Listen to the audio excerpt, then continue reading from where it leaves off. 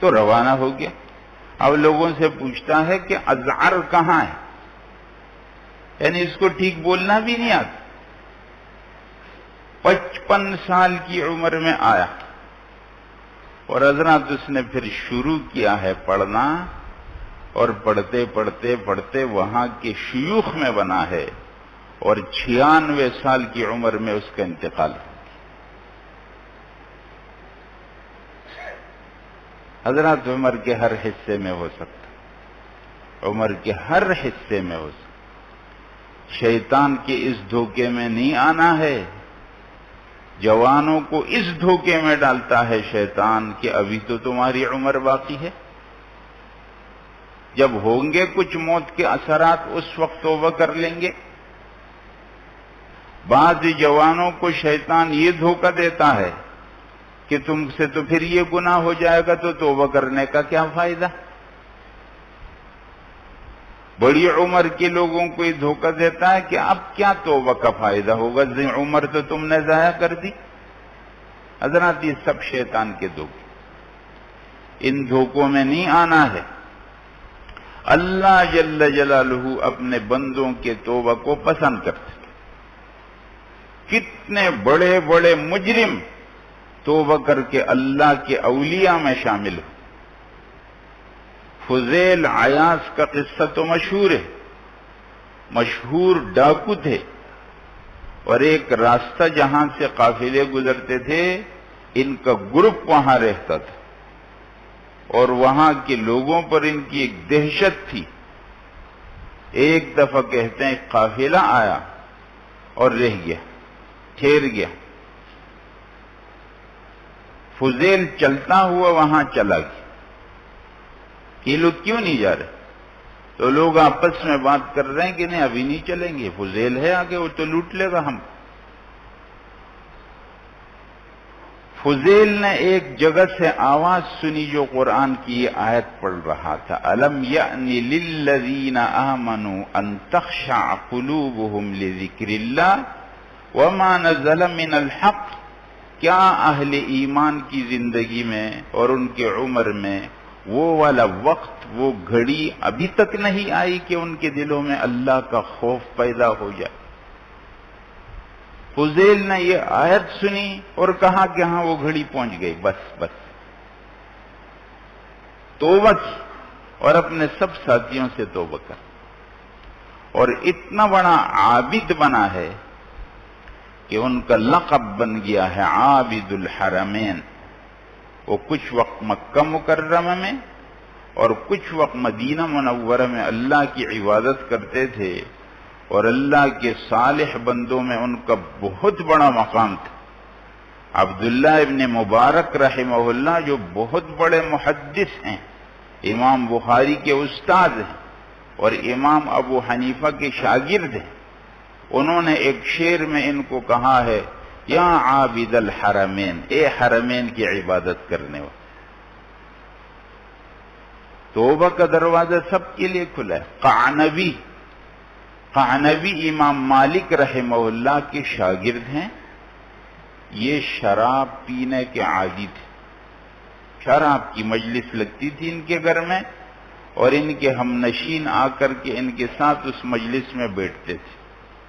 ایک دفعہ بیٹھے ہوئے اپنے گھر کے پاس کے دیکھا کہ کچھ لوگ گزر رہے ہیں، کہ ایک بزرگ ہیں اور ان کے کچھ ساتھ ہیں. تو انہوں نے پوچھا کون ہے؟ کہا کہ یہ تو بڑے محدث شعبہ ہیں. شعبہ ہیں. کہا شعبہ کیا ہوتا ہے؟ شعبہ کیا ہے؟ کہا شعبہ تو بہت بڑے محدث ہیں. تو چلے گئے ان کے پاس. کہا مجھ کو حدیث بیان کرو. کہا آپ تو حدیث پڑھنے کے اس طرح تو حدیث نہیں بیان ہوتی. کہا نہیں آپ مجھے بیان کریں گے، آپ کو حدیث بیان کرنی پڑے گی مجھے. انہوں نے کہا اچھا. اپنی سند سے حدیث سنائی. اذا لم تستحی فاصنع ما شئت. جب تیرے اندر حیا نہ رہے تو جو تیرا دل کرے پھر وہ کر. رسول اللہ صلی اللہ علیہ وسلم کی حدیث ہے کہ جب آدمی سے حیا اور شرم ختم ہو جائے تو وہ سب کچھ کر سکتا ہے. قعنبی کے اوپر ایسا اثر پڑا کہ اپنے گھر گئے اور اپنی والدہ کو کہا کہ اب آئندہ یہ نہیں ہوگا، اب آئندہ یہ چیزیں نہیں ہوں گی، اب جو میرے ساتھی آئیں گے آپ ان کے سامنے کھانا رکھ دیں اور یہ چیزیں ہٹا دیں۔ اور قعنبی امام مالک رحمہ اللہ کے پاس آیا اور پھر ان کی صحبت میں بیٹھا اور بڑا محدث بن گیا۔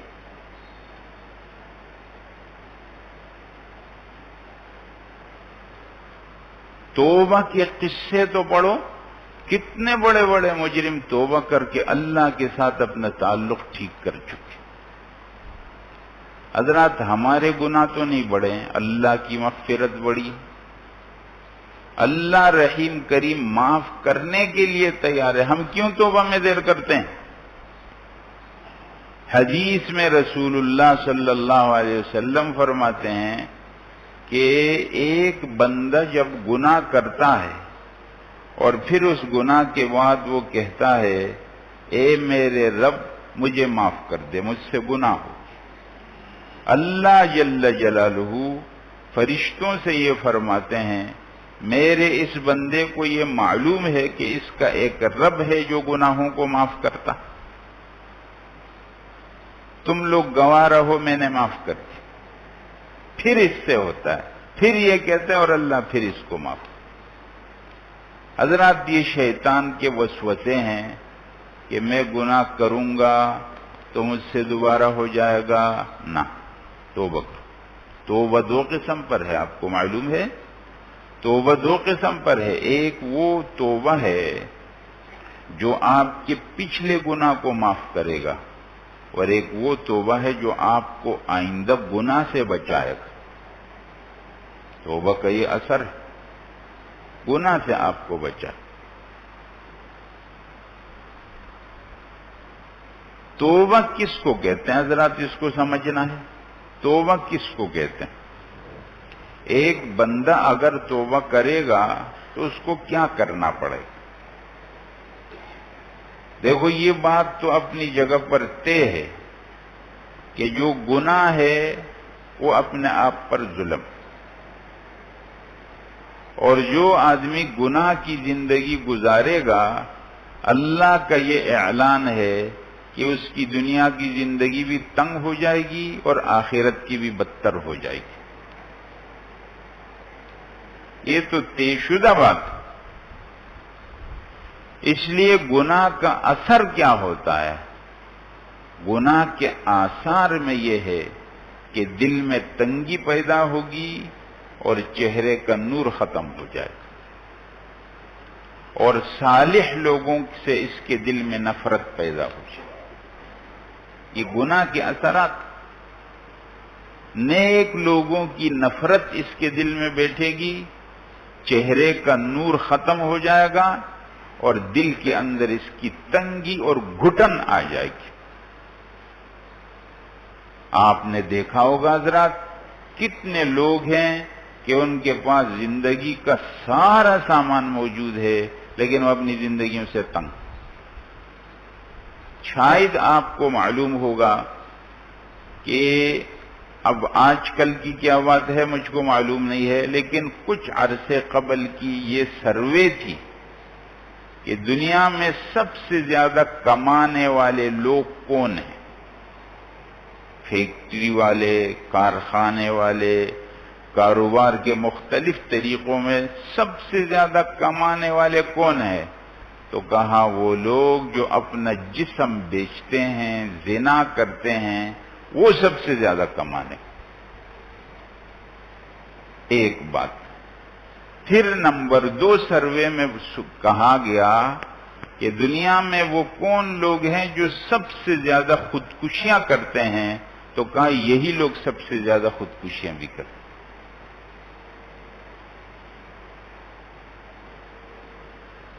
زندگی کا سارا سامان جمع ہے لیکن زندگی تنگ۔ میں نے آپ کو وہ قصہ سنایا تھا، ہے ایک شیخ کہتے ہیں کہ میں ایک دفعہ اپنے گھر سے مسجد آ رہا تھا، میں نے دیکھا کہ راستے میں ایک جوان کھڑا ہے۔ وہ جوان آیا، مجھ سے ملا اور کہا کہ شیخ آپ اس مسجد میں ہوتے ہیں؟ میں نے کہا ہاں۔ کہا میں آپ سے ایک بات کرنی۔ میں نے کہا بتاؤ۔ میں دیکھ رہا تھا کہ اس جوان کے چہرے پر ایک عجیب سیاہی تھی، اور اس کا بہت سینہ، وہ بہت پریشان ہونے کی وجہ سے سانس ایسے لے رہا تھا، بہت زیادہ پریشان تھا۔ مجھے کہا کہ شیخ میں اپنی زندگی میں بہت تنگ، تو آپ مجھے کچھ بتا سکتے ہیں کہ میں کیا کروں؟ میں نے کہا تم ایک کام کرو گے، 1 ہفتے تک میرے پیچھے نماز پڑھو گے، اور جب میں صفوں کو دیکھوں گا تو میں ایک عام نظر تو سب پر ڈالوں گا، لیکن تجھے خاص طور پر تلاش کروں گا کہ تم صف میں ہو یا نہیں۔ اس لیے تم اپنے آپ کو مجھے دکھاؤ گے، جہاں بھی کھڑے ہوگے تو ظاہر کرو گے کہ میں کھڑا ہوں۔ شیخ کہتے ہیں کہ ہفتے تک میں جب صف پر نظر ڈالتا تھا وہ جوان مجھے صف میں نظر آتا تھا۔ ہفتہ گزرنے کے میں نے کہا ہفتے کے بعد پھر مجھ سے ملو گے۔ ہفتے کے بعد وہ جوان پھر مجھ سے ملا، تو آج میں دیکھ رہا تھا کہ اس کے چہرے پر وہ سیاہی نہیں تھی، اور اس نے مجھے کہا کہ شیخ میرے دل کی وہ تنگی اب ختم ہو چکی ہے، اور میں آپ کو بتا دوں کہ میں کون ہوں۔ میں سعودی حکومت کے ایک وزیر کا بیٹا ہوں، میرے پاس دنیا کی کوئی کمی نہیں، لیکن میرا سینہ بہت تنگ ہو گیا تھا۔ آپ نے جو مجھے طریقہ بتایا اب میری وہ تنگی ختم ہو۔ حضرات یہ تو نتیجہ ہے گناہ۔ میرے ذہن میں اس وقت قصے چل رہے ہیں لیکن وقت نہیں ہے۔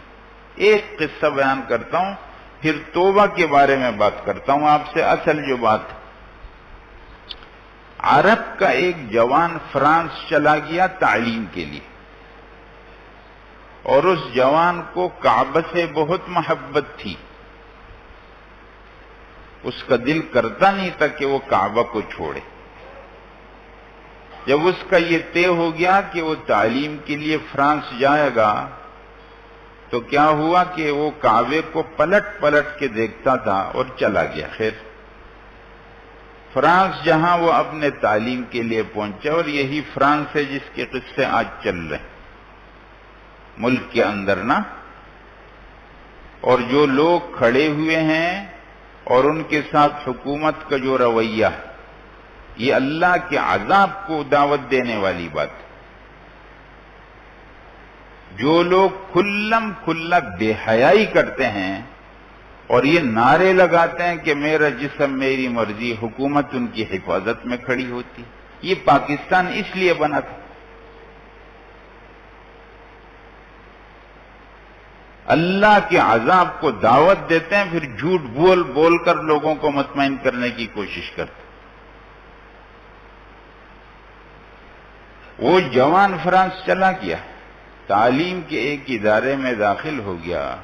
اس نے دیکھا کہ بے حیا ننگی لڑکیاں اس کے آس پاس میں بیٹھتی ہیں۔ اول تو اس جوان کے لیے بڑا مشکل ہو گیا، وہ اپنی نگاہیں نیچے رکھتا تھا۔ وہ لڑکیاں ان کو جب بات تو کہتا بھی تھا کہ میں مسلمان ہوں، لیکن حضرات ایک بے حیائی کے ماحول میں آپ گھس جائیں پھر تو بچنا بہت مشکل ہے۔ وہ لڑکیاں اس سے دوستی میں ہوتے ہوتے اس کی دوستی ہو گئی، اور آخر یہ گناہوں میں مبتلا ہو گئی، اور بات یہاں تک پہنچی کہ اس لڑکی نے کہا کہ ہمارے اور آپ کے بیچ میں ایک رکاوٹ ہے۔ کہا وہ کیا رکاوٹ ہے؟ کہا وہ رکاوٹ یہ ہے کہ تم مسلمان ہو۔ کہا تو پھر؟ کہا آپ کو ہمارے ساتھ گرجا میں جانا پڑے گا۔ ٹھیک ہے، چلا گیا۔ کہا یہاں ہمارا ایک جو پادری ہوتا ہے وہ سب گناہوں کو معاف کر دیتے، تو آپ اس کے پاس ہم آپ کو لے جائیں گے. یہ آپ ذہن سے نکال دو کہ گناہ ہو تو وہ ختم ہو، سب ٹھیک ہو جائے. اس گرجے میں اس کو لے کے پھر اس نے صلیب لٹکایا اور پھر وہ کافر ہو.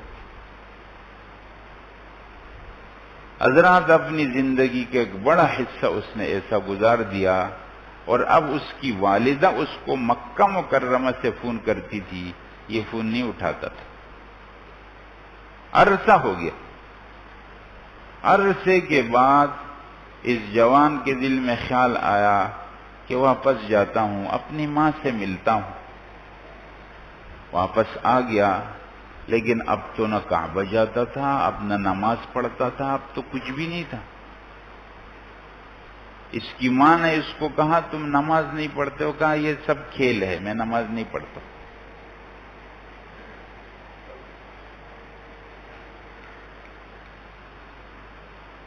آخر اس کی ایک بہن کو یہ معلوم ہو گیا کہ اس نے تو صلیب بھی لٹکائی، اور یہ معلوم ہو گیا کہ یہ اسلام چھوڑ چکا. اس کی ماں بہت روئی اور اس کو کہا بیٹا تم میرے ساتھ حرم تو چلو. حرم کے پاس سے چلا گیا اور کہا میں نہیں جاتا ہوں اندر، میں اب ان چیزوں کو ماننے والا نہیں. ماں اس کو چھوڑ کر چلی گئی حرم میں، اور اللہ سے دعائیں کی کہ اللہ میرے بچے کو واپس کر دے. اللہ سے خوب دعائیں کی.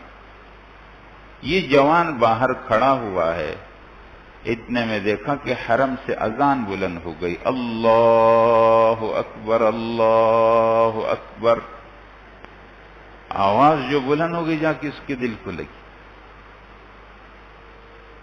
یہ گیا، غسل کیا، کپڑے تبدیل کیے، اور اتنے میں اس کی ماں آئی. یہ اپنے ماں سے گلے لگا اور کہا ماں دوبارہ مسلمان ہو.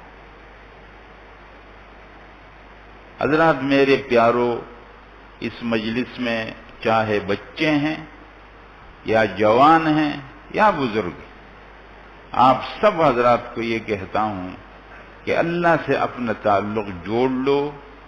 گناہوں سے اللہ سے تعلق ٹوٹتا ہے، اور یہ رمضان کا مہینہ یہ مغفرت کا عشرہ، اپنے گناہ معاف کروا لو. توبہ اللہ کے سامنے. اب توبہ کیسے ہوگی حضرات؟ توبہ کے لیے یہ ضروری ہے، توبہ کے بارے میں انشاءاللہ نماز کے بعد کچھ بات کرتا ہوں، جو بات رہ گئی مختصر کرتا ہوں اور بات ختم کرتا ہوں. توبہ یہ ہے کہ آدمی کے دل میں ندامت ہو جائے کہ ہاں میں نے غلط کیا، گناہ میں نے ٹھیک نہیں کیا. اللہ کی نافرمانی کرنا اچھی بات نہیں، ایک بات. نمبر 2، جس گناہ کو کر رہا ہے اس گناہ سے الگ ہو جائے، وہ نہ کرے.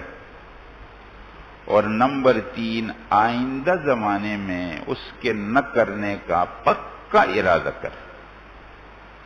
3 زمانوں میں 3 کام: گزشتہ زمانے پر ندامت، موجودہ زمانے میں گناہ سے الگ ہونا، اور آئندہ زمانے کے لیے نہ کرنے کا پکا عزم اور ارادہ. یہ 3 چیزیں جب جمع ہوتی ہیں تو اس کو کہا جاتا ہے توبہ. اس میں اگر بندے کا حق ہوگا، یعنی کسی سے ظلم کر کے اس کا حق لیا ہے اور اب توبہ کرتا ہے، تو وہ حق اس کو واپس کرنا ہوگا یا اس سے معاف کرانا ہوگا. یہ توبہ کے لیے ضروری ہے. باقی باتیں انشاءاللہ بعد میں کرتے ہیں. حضرات میں دوبارہ کہتا ہوں، رمضان کا بہت مبارک مہینہ اور بہت مبارک عشرہ ہے. یہ دنوں میں ہم چل رہے ہیں، اس کو ضائع نہیں کرنا ہے. اس عشرے میں کثرت کے ساتھ استغفار کرو، استغفار کرو، استغفار کرو. جب بیٹھو گے اللہ سے یوں کہو، اللہ آپ معاف کرنے کو پسند کرتے ہیں، میں معافی مانگتا ہوں، مجھے معاف کر دے. اپنی اپنی زبانوں کے اندر یہ الفاظ بولو. عربی میں رسول اللہ صلی اللہ علیہ وسلم نے الفاظ بتائے، اللہم انک عفو تحب العفو فاعف عنی. اے اللہ آپ معاف کرنے والے ہیں، معاف کرنے کو پسند کرتے ہیں، مجھے معاف کر دیں۔ اگر کسی کو عربی کے الفاظ نہیں آتے کوئی مسئلہ نہیں ہے، اپنی اپنی زبانوں میں یوں کہ اللہ آپ معاف کرتے ہیں، معاف کرنا آپ کو پسند ہے، مجھ کو معاف کرتے ہیں۔ یہ والے دنوں کے اندر کثرت کے ساتھ یہ دعا اللہ کے سامنے کرنی ہے۔ انشاءاللہ اس دعا کی برکت سے اللہ پچھلے گناہوں کو بھی معاف کریں گے اور آئندہ کے لیے گناہوں سے بچنا اللہ آسان کر دے۔ اللہ جل جلالہ سب کو عمل کی